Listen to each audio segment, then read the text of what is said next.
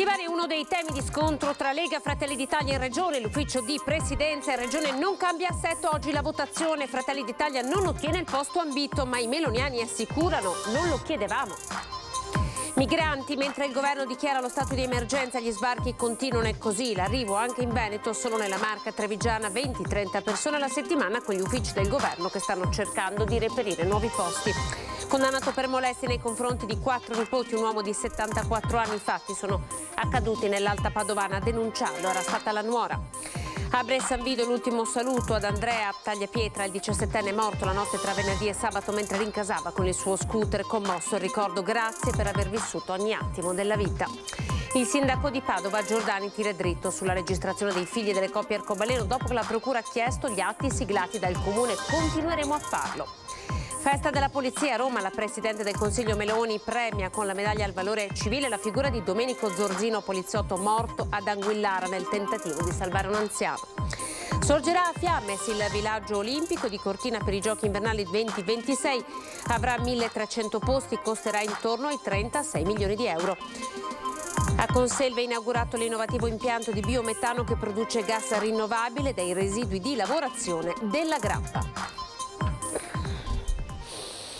TG Veneto, ben ritrovati. Partiamo dai migranti con questa edizione del nostro telegiornale. Dichiarato dal governo lo stato di emergenza nazionale sul tema migranti dopo gli sbarchi che continuano e così gli arrivi anche in Veneto. Nella Marca trevigiana 20-30 persone alla settimana, fa sapere il prefetto Sidoti, con gli uffici del governo che stanno cercando di reperire nuovi posti letto. Vediamo.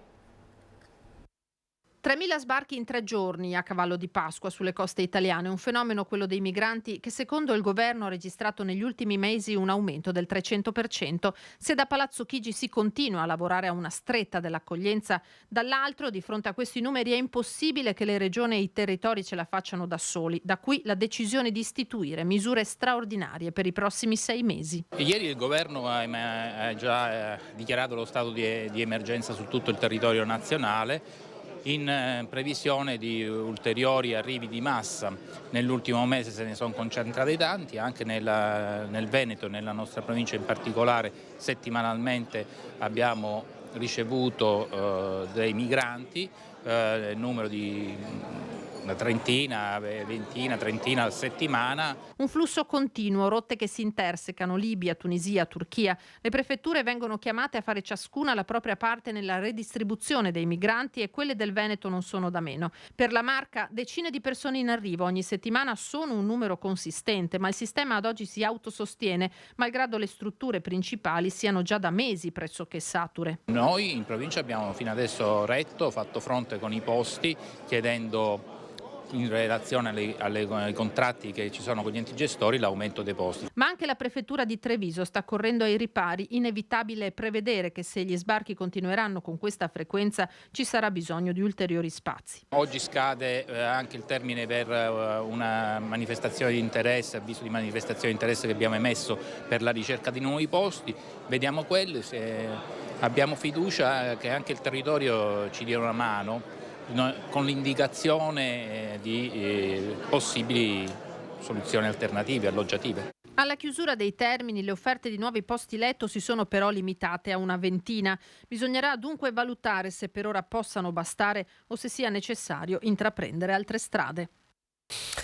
La politica, l'ufficio di presidenza in Regione Veneto non cambia, non lo ottiene Fratelli d'Italia, che comunque conferma non lo abbiamo recriminato. Io voglio militare in un partito che quando Fratelli d'Italia fa queste richieste la risposta è col cazzo! Preceduto da vibranti polemiche come raramente si è assistito in Regione negli ultimi anni, la presunta resa dei conti tra Lega e Fratelli d'Italia pare se non altro rimandata alla prossima occasione. Il voto del Consiglio ha confermato la composizione dell'ufficio di presidenza: Roberto Ciambetti coi vicepresidenti Finco e Zotti, 6 segretari Sponda e Baldin, 3 leghisti per la maggioranza e un PD e un 5 Stelle per le opposizioni. Tutto come prima. La richiesta di maggiore spazio da parte di Fratelli d'Italia per ora non ha seguito, neanche nelle dichiarazioni di intenti. Non c'è stata nessuna richiesta particolare. Noi abbiamo semplicemente detto al Presidente Zaia di essere a disposizione per quelle che possono essere qualunque tipo di esigenze e qualunque cambio di passo magari potesse essere necessario nell'azione di governo. Ma quanta brace arde ancora sotto la polvere che oggi è stata copiosamente sparsa per coprire le tensioni che agitano i rapporti di forza interni alla maggioranza? Uscite come quella dell'assessore Roberto Marcato, come vengono interpretate? Cioè sono un segno di forza della Lega oppure un segno di debolezza di un partito che sente che gli state erodendo consensi? Non entro nel merito delle problematiche che possono avere in questo momento all'interno della Lega o nei confronti di Fratelli d'Italia, credo che insomma quello che c'è stato oggi è la dimostrazione che i buoni rapporti ci sono e quindi l'alleanza prosegue tranquillamente, anche perché poi quello che si è dimostrato è che noi non abbiamo chiesto nulla. Il Veneto, a robusta trazione leghista di una volta, appare messo in discussione dall'avanzata elettorale di un alleato che diventa sempre più forte. Ma, come ha detto il presidente Zaia, non è che a ogni elezione si possa cambiare l'assetto amministrativo. Dobbiamo concentrarci unicamente su quelli che sono i bisogni dei veneti e del Veneto. Per fare questo abbiamo bisogno di un'alleanza forte con i nostri compagni di viaggio di Fratelli d'Italia e di Forza Italia, cosa che sicuramente verrà garantita e che sarà costante come è stata in questi 2 anni e mezzo. Oggi ne è stata dimostrazione e sicuramente vedremo che anche in futuro questa maggioranza si muoverà per dare delle risposte concrete e rapide ai veneti. La cronaca ci porta nell'Alta Padovana. Un uomo di 74 anni è stato condannato per molestie nei confronti dei 4 nipoti, ad accusarlo la nuora. Ha abusato dei 4 nipoti per almeno 7 anni, secondo quanto ricostruito dalla Procura di Padova e confermato dal Tribunale, che ha condannato a 3 anni e 8 mesi di reclusione un uomo di 74 anni, infliggendo una pena più pesante rispetto a quella chiesta dal pubblico ministero. I fatti sono avvenuti nell'Alta Padovana. A denunciare l'anziano la nuora, che aveva prima notato il turbamento dei 3 figli e poi raccolto le loro confidenze. Le testimonianze dei 3 ragazzi, 2 femminucce e un maschietto, sono state raccolte grazie alla mediazione dello psicologo e ritenute attendibili. Ai 3 nipoti se ne è aggiunto una quarta dopo la denuncia. Il 74enne dovrà risarcirli con 15.000 euro e pagare tutte le spese legali, secondo la sentenza del Tribunale, contro cui è possibile il ricorso in appello. Siamo a Bressanvido, oggi gremita la chiesa di Poianella per l'ultimo saluto ad Andrea Tagliapietra, il 17enne morto la notte tra venerdì e sabato scorso mentre rincasava a casa.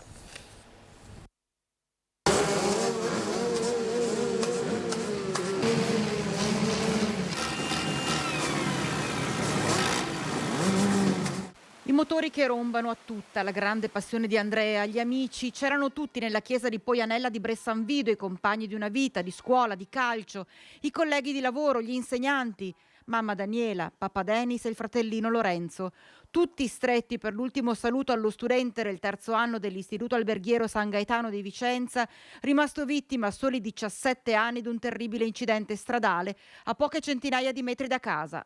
La notte tra venerdì e sabato scorsi.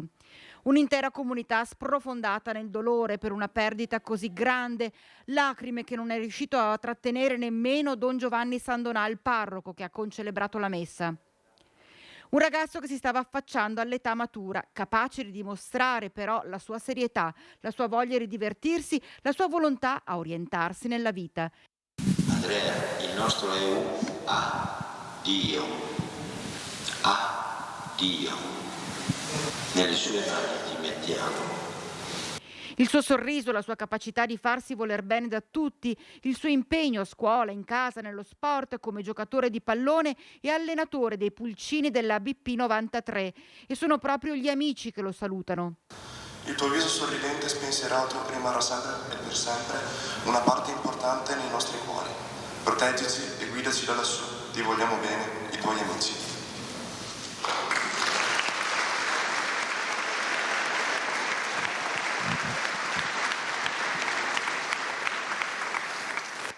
E toccanti le parole nella lettera scritta al suo ragazzo dalla mamma Daniela. Grazie, perché in questi 17 anni ci hai riempito la vita di gioia, ci hai resi sempre orgogliosi di te fino alla fine. Grazie, perché tu vivevi la vita a 1000, vivevi per far rumore e guarda Andrea, stavolta di rumore ne hai fatto davvero tanto. Hai mosso un intero paese. tutti qui per te. In cielo i palloncini bianchi e rossi, tra la musica, il fragore dei motori e l'amore infinito per questo ragazzo strappato alla vita troppo presto. Padova con il sindaco Giordani che torna a parlare della registrazione dei figli delle coppie Arcobaleno dopo che la procura ha chiesto gli atti siglati dal comune a partire dal 2017. Per me non possono esistere bambini con differenti diversi uno dall'altro, per cui ripeto, abbiamo fatto 32-33 casi nel 2017, sempre abbiamo andato in procura tutti gli atti, per cui hanno chiesto gli atti, giustamente, mi abbiamo dati, ma io non faccio un questione di logica politica, io penso che sia giusto quello che faccio, penso sia, a me interessa non siano differenziazioni tra i bimbi. Sergio Giordani tira dritto e continuerà a registrare i figli delle coppie formate da due mamme. Lo spettro dell'annullamento dell'atto anagrafico pesa come un'incudine sul futuro di 33 famiglie arcobaleno dopo che la procura di Padova ha chiesto al comune gli atti delle iscrizioni all'anagrafe dei figli di coppie omogenitoriali per sottoporli alla valutazione del tribunale.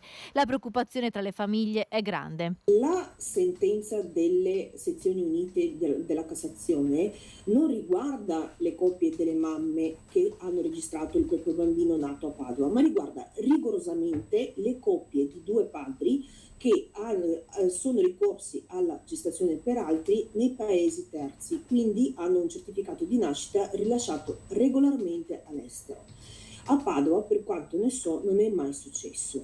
Quindi questo lo riteniamo un atto di intimidazione politica da parte della procura che non ha nessuna base giuridica e che mina la protezione e la sicurezza dei bambini. Il sindaco di Padova, Sergio Giordani, però ribadisce che lui ha sempre agito per tutelare i diritti dei bambini. Io credo solo che la politica faccia chiarezza.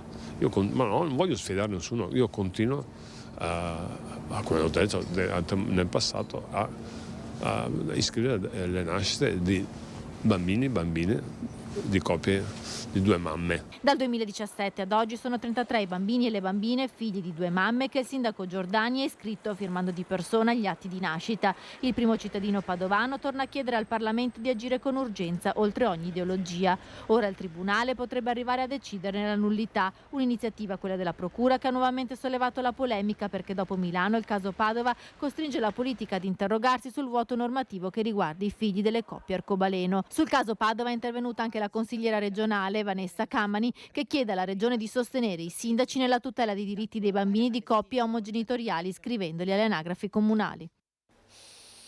A Roma ora con le immagini per raccontarvi il momento commovente nel quale il Presidente del Consiglio Meloni ha premiato con la medaglia al valore al merito civile per la festa della polizia la figura di Domenico Zorzino, il poliziotto morto ad Anguillara nel tentativo di salvare, lo ricorderete, l'anziano che era caduto nel gorzone.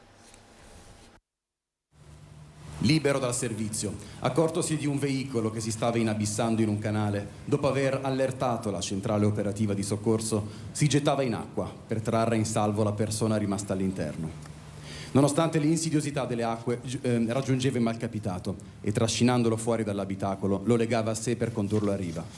Le condizioni avverse non consentivano di portare a termine la valorosa impresa, che si concludeva con il decesso di entrambi. Fulgido esempio di coraggio e umana solidarietà, spinti fino all'estremo sacrificio.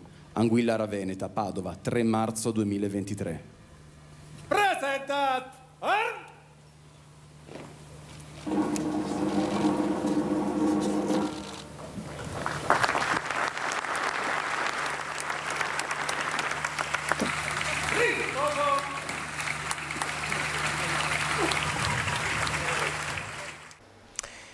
171esimo anniversario, la festa della polizia. Allora andiamo nella città del Santo a Padova per vedere le celebrazioni.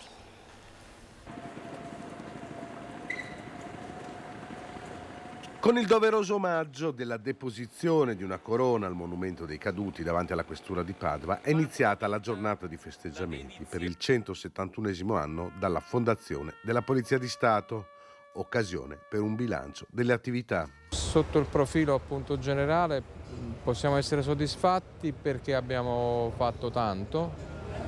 C'è perdurante rammarico di una percezione di insicurezza che c'è nella comunità, è indubbio che c'è, non possiamo sottacerla, e noi studiamo strategie per migliorare, ecco, per venire incontro alle esigenze, per dare maggiore serenità a chi non si sente sereno. Molti i temi che riguardano la città di Padova, dalla droga alla violenza domestica, che vede impiegati gli agenti della questura. Il primo problema in questa nostra provincia è la droga ed è l'ambito in cui siamo stati più presenti, con grandi operazioni che ti danno soddisfazione, ma ti fanno anche percepire come la battaglia sia veramente difficile. Abbiamo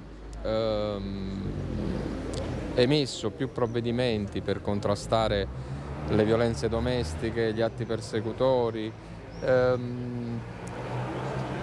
Il bicchiere è pieno, diciamo mezzo pieno, è costituito dal fatto che le recidive per chi viene colpito da questi provvedimenti sono pressoché inesistenti. Le strade padovane, più in generale quelle venete, sono troppo spesso teatro di tragedie. Su questo noi contiamo di mettere a regime un sistema, un protocollo che stiamo elaborando, che prevede la possibilità di analizzare gli incidenti per capire dove avvengono, quando avvengono e perché avvengono. Anche i servizi al cittadino, come il rilascio dei passaporti, sono una priorità.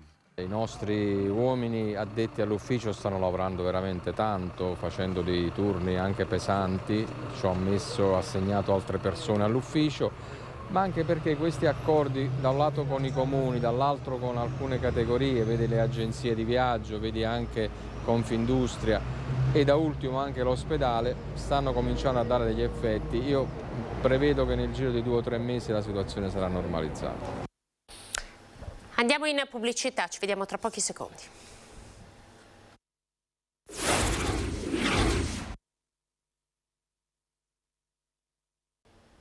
Ben ritrovati con il TG del Veneto. Sorgerà a Fiames il villaggio olimpico per le Olimpiadi Giochi invernali 2026. Sarà composto da casette provvisorie, avrà 1.200-1.300 posti, costerà intorno ai 36 milioni di euro. Lo ha annunciato con grande soddisfazione il sindaco di Cortina Gianluca Lorenzi dopo la cabina di regia su Milano Cortina Palazzo Chigi. Si parla di 1.200-1.300 posti, abbiamo chiesto di fare una verifica, 100-200 posti faranno la differenza. Bisogna considerare, ha aggiunto, che tutto il comparto sicurezza, polizia, finanza e carabinieri dobbiamo capire come coinvolgerli nella situazione, perché sono fondamentali nell'esecuzione delle Olimpiadi. E ora andiamo a Conselve nel Padovano, dove questa mattina è stato inaugurato il nuovo impianto di biometano, produce gas rinnovabile dai residui di lavorazione della grappa. Nulla di ciò che la natura dona viene sprecato, una filosofia che simbolicamente può essere racchiusa in questo impianto, il primo in Italia che produce biometano a partire dai residui liquidi della distillazione della grappa e che è stato inaugurato a Conselve nella sede delle distillerie Bonollo, azienda del territorio che da 4 generazioni è leader nella produzione dei distillati.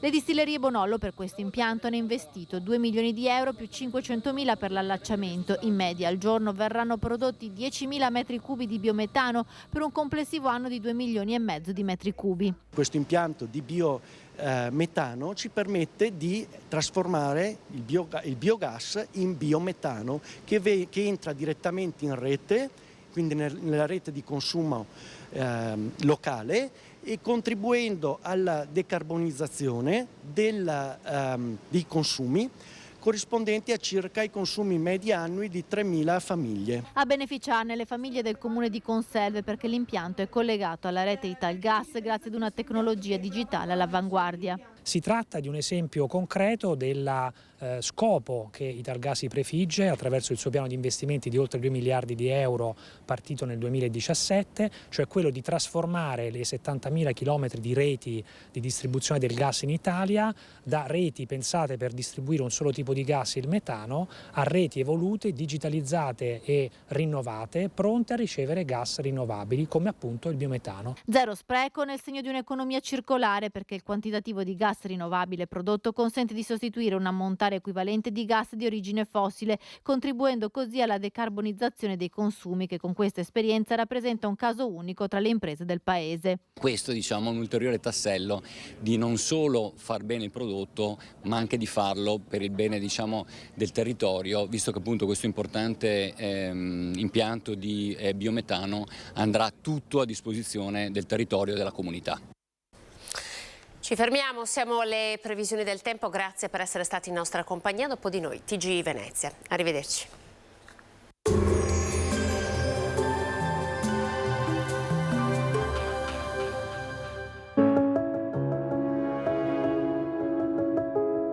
Ad accogliervi sarà Conegliano. Bentrovati al meteo. Tornano piogge preziose per il nostro territorio. Una perturbazione atlantica in transito causerà maltempo. Vediamo insieme il dettaglio di giovedì 13 aprile. Sul Veneto condizioni spiccatamente instabili, con cielo molto nuvoloso e coperto. Avremo precipitazioni diffuse un po' ovunque per tutta la giornata e con frequenti rovesci e temporali anche di moderata intensità. Temperature in lieve calo, minime tra 4 e 8 gradi, massime tra 10 e 15 gradi. Spostiamoci ora sul Friuli Venezia Giulia. Anche qui cielo coperto e precipitazioni intense, anche temporalesche, più consistenti sulle prealpi Giulie, con intense nevicate in quota. Sulla costa soffierà scirocco moderato. Temperature minime tra 6 e 8 gradi, massime sugli 11-14 gradi. Infine diamo uno sguardo alla situazione del Trentino Alto Adige. Anche in questo caso piogge diffuse ovunque, limite della neve in discesa fino a 1000-1200 metri. Temperature minime intorno ai 4 gradi, massime sui 13 all'incirca. Dal meteo di Antenna 3 per ora è tutto, grazie per l'attenzione. Arrivederci.